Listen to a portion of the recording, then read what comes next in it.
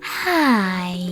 In front of me is SONY Xperia 10V, and today I would like to show you how you can check saved Google password in Google Passwords Manager.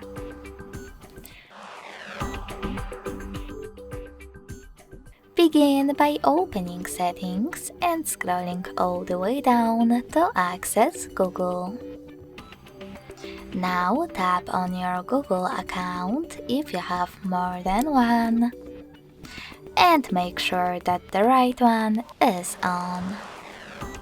Following that, select Autofill. Click on Autofill with Google and Passwords. Now select one of your added websites or apps and enter your current login method. Lastly, to check your password, click on this eye icon next to it. Thanks so much for watching. If you enjoyed this video, don't forget to leave a like, comment and subscribe.